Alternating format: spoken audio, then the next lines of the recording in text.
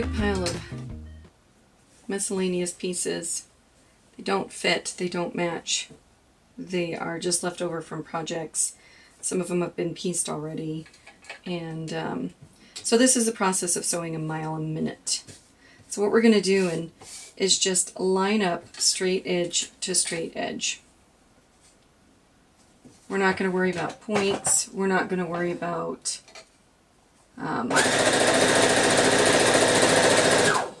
perfection here. We're just sewing literally a mile a minute. When you get to the end and you don't have another fabric piece, you can either add another one, so I can do that right now. So the bottom piece is longer than what my top piece was, so I'm going to go ahead and add another piece and then sew onto it. And just add it. I can trim that off later.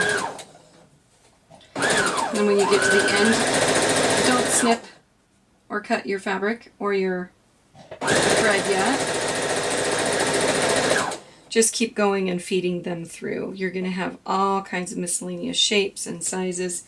These are leftover quilt blocks that got trimmed. What do you do with that? We're just going to line it up with another piece right here. And just keep going and going.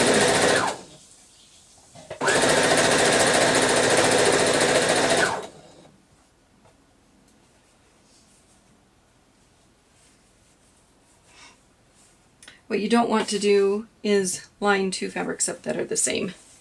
So if that happens, you're still in control of your scraps a little bit.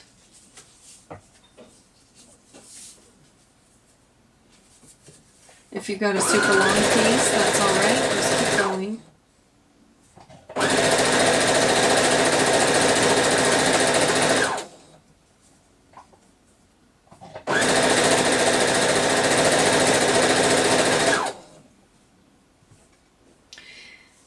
And you just continue until all of your pieces are used.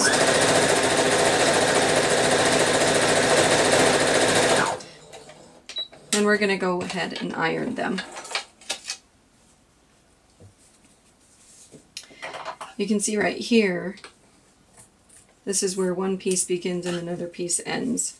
So I'm just going to go ahead and snip that. And that's one piece right there. Check this one, sewn all the way through. So I'm just going to trim my pieces. This one, see, I added a piece earlier because the one side wasn't long enough, so I added another piece. Now we're going to take them to the iron and get them all flat and straight. Okay, now that you have your pieces all pressed, you're going to just take them and basically start over. So you're going to find a couple pieces that you can line up. Again, line up the straight edges and then just sew along that.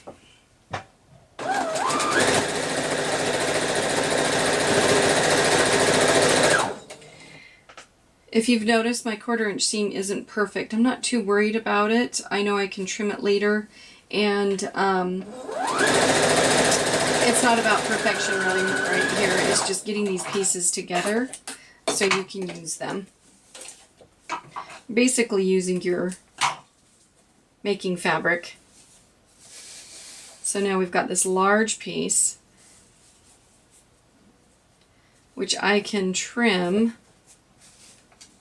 I think I might trim it first before I add anything else to it. So let me find another piece that I can add to this one. Now I do have a salvage here, and typically I don't usually use those, but if you feel like you want to, it's not a problem. So what I'm going to do is sew a 1/4 inch from inside the salvage. Trim that. Going to sew off the edge of that one because I'm not going to use that piece any longer. And then I'm going to feed in my new piece.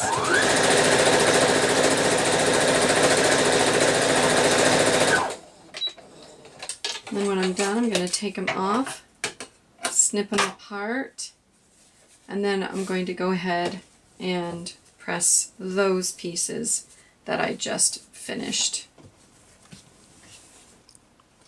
Okay guys, so we've got all of our pieces sewn together in the mile a minute method.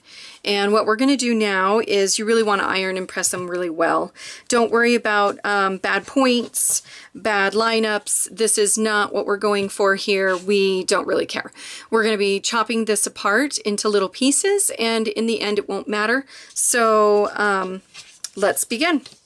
So as you can see, the piece is kind of crazy shaped, and we've got all kinds of things going on at this end, and this is what all mile a minute is all about. So don't go all crazy and think you've done something wrong. You haven't. What we're going to do is try to find some lines that make sense. Now you can see that past the ruler we've got a couple jutting points, and they don't make any sense over there. So what we're going to do is go ahead and trim those off and make it straight. Now we've got this corner right here, and we can use that to help guide our ruler to a better placement, and we're going to trim that edge off as well. Now to make it easier for myself, I'm just going to flip the block. And now let's go for something that's a little bit, can we standardize this? Can we do 6 by 6 maybe? That's pushing it. We're losing a corner over here. It's not quite big enough. So we could do it and add some more fabric to it. Or we can do 5.5 by 5.5, which seems to work out just fine. So I'm going to do this. I'm going to do 5.5 by 5.5. This does not mean that this is the finished block. And if you feel like you want to add to this block and make it larger, go ahead. But this just gives us a size, a shape that we can work with instead of all of these funky angles with the salvages that we don't want. So I'm going to set that aside, and I'm going to do the same with the next piece. So we kind of agreed on 5.5 by 5.5. So I'm going to trim this one down, and look, it fits perfectly to 5.5. on that side. And now, okay, so here's a hint when you're cutting your block. See how my ruler is just beyond this? So if I was to cut here, my seam would end up in here, and it would be so bulky and not worth crying over. So what we're going to do is take it past, but I don't want the salvage in there. So I'm going to do 5.5 all the way through and cut that end off. And I'm going to look, and I've got 5.5 lined up along this side, so I can go ahead and trim the other side as well. Now because I trimmed that side, what I can do is make sure that everything is lined up at 5.5, and then I see that I'm a 6 at one point. So this is a true 5.5, and because I cut a little bit further on this side, this is the side that I'm going to be trimming the extra off, so I could avoid on the other side the seam. So now we have a second block. That's 5.5 and 5.5, and we're going to see if we can do a 5.5 out of this last one here. I'm going to move this ruler around a little bit until we find a spot that works for everything here. So I think that's about it right there. I trimmed off those points. I'm going to move this around. So this is my edge, and really this is what I'm looking for. And if you want, here's another hint for you. Let me look and find my washi tape real quick. I just had it out. Oh, yep, there it is. Okay, so this is washi tape. Super cute, super useful. Doesn't stick a ton. You can easily tear it with your fingers, and it doesn't leave a residue when you use it on items. I use this for a seam allowance guide on my sewing machine sometimes as well. If you have a hard time remembering where you're supposed to be cutting, go ahead and use a guide. So I know this is 5.5 right now. So I can use that as my guide to help. Let's see, that's 5.5. So this edge needs to be trimmed as well. I'm going to move this all the way over. Oh, there's my tape. So it's going to make it easy for me to find my guide. And that edge gets trimmed right off. Now you're thinking this is kind of wasteful, and okay, so let me show you my blocks first. Here's my first block. Here's my second block. And here's the third block. And just as I was saying, you're going to think this is wasteful because these are all the little bits that come off the edges after you trim them off. What are you going to do with these? You're going to take all of these little pieces and you're going to put them back together just as you were, just how we started off with the mile a minute method. So like these two fit right along. And then you've got this long piece, so maybe you put these two together. And then you can put this one across the top.